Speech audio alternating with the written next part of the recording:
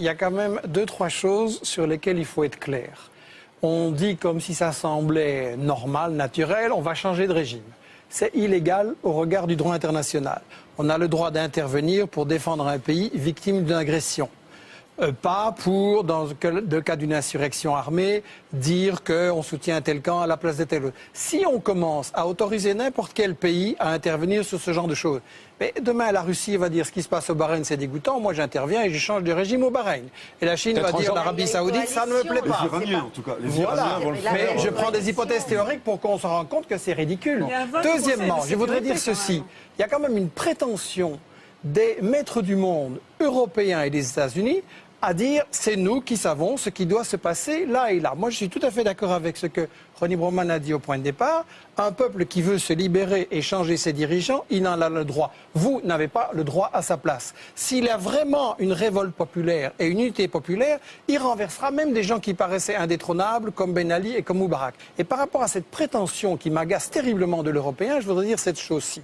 On parle de la communauté internationale. Ça, c'est un gros média mensonge. Parce que non seulement la Chine, la Russie, l'Allemagne ont voté contre, mais quand vous regardez l'Amérique... Pardon, la Chine s'est abstenue. Mais quand vous regardez l'Amérique latine, qu'est-ce qu'elle a fait? Elle a dit on soutient la proposition de médiation de Chavez. Je rappelle que si vraiment le but qu'on avait c'était d'empêcher des massacres de gens ou d'empêcher qu'on se batte, Chavez avait fait une proposition de médiation soutenue par la Ligue arabe et par l'Union africaine.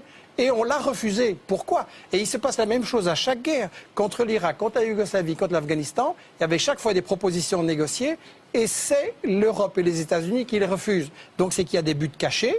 Et effectivement, on essaye de renverser Kadhafi et on voulait protéger Ben Ali et Moubarak parce qu'il s'agit de garder le contrôle sur le monde arabe, sur le pétrole et de garder la place d'Israël dont on ne parle absolument pas. Cette 20 années d'études sur les guerres et tous les prétextes de ce genre et tous les mythes qui ont été fabriqués comme ça m'ont amené à penser qu'il est très important que les gens qui nous regardent et qui nous écoutent réfléchissent que dans chaque guerre, on applique ce que j'ai intitulé les principes de la propagande de guerre. On ne peut pas évidemment dire qu'on fait la guerre pour le pétrole, pour le gaz, pour le fric, etc. Donc il faut travailler l'opinion publique, premièrement en cachant les intérêts. Et quand on voit que Total et le Qatar, maintenant en Libye, se partagent le gaz, ben, il ne faut pas faire un dessin. Le deuxième grand principe de la propagande de guerre, c'est de cacher l'histoire. Et la France se pose en donneuse de... Enfin, la France d'en haut se pose en donneuse de leçons. Le troisième grand principe de la propagande de guerre, c'est qu'il faut absolument, quand on a décidé d'attaquer pour le pétrole, le gaz ou le fric, il faut absolument diaboliser l'adversaire. Et donc là, on a droit à toute une... Le quatrième grand principe de la propagande de guerre, c'est qu'il faut toujours se présenter comme défendant les victimes. On fait toujours des guerres soi-disant humanitaires. Historique. Alors il y aurait vraiment une sorte de miracle, une épiphanie démocratique qui nous tomberait dessus. À chaque fois qu'il y a eu des interventions pour la démocratie, ce qui a été semé, c'est le nationalisme et la haine. Depuis Napoléon, nous devrions savoir ça. Nous avons 2 siècles de recul derrière nous. Nous n'avons pas un seul exemple, je dis bien pas un seul exemple, qui puisse démontrer le contraire. Pourquoi est-ce que d'un seul coup, l'histoire inverserait son cours, les mécanismes seraient mis cul par-dessus tête et la démocratie jaillirait des cratères de bombes? Je pense que les gens qui nous regardent et qui essayent de se dire qu'est-ce qu'il faut faire, est-ce qu'il faut intervenir par rapport à ces situations, peuvent se dire 2 choses. La première, c'est que chaque guerre précédente nous a été vendue avec ce qui s'est avéré par après, un média mensonge, comme vient de le dire Ronnie Broman.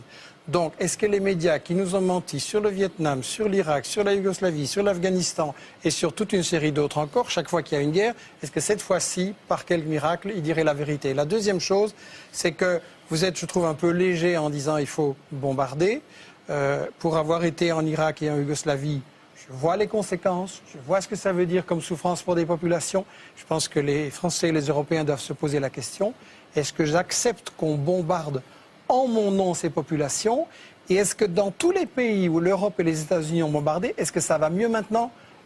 En Irak, le pays avait été libéré de l'analphabétisme dans les années 80.